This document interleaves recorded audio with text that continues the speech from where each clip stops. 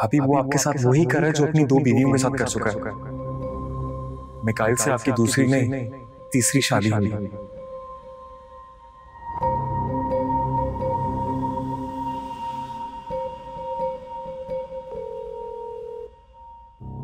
अस्सलाम वालेकुम मम्मी। वालेकुम अस्सलाम बेटा, जीती रहो। आज हम तुम्हें याद कर रहे थे। हम? मैं और तुम्हारे अब्बू। बाबा तो इस वक्त ऑफिस में होते हैं ना? नहीं, आज तबीयत ठीक नहीं थी तो घर पर ही है। अच्छा, वो ठीक तो है ना?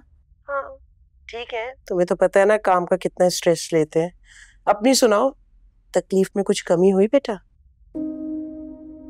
हेलो, सब ठीक तो है सारा? कुछ नहीं, मैं बस पूछना चाह रही थी कि आयशा चली गई? हाँ, वो आज आ रही है। उसको मेरी तरफ से बहुत प्यार दीजिएगा, मैं याद करती हूँ उसको। और बाबा से भी कहिएगा अपना ख्याल रखें।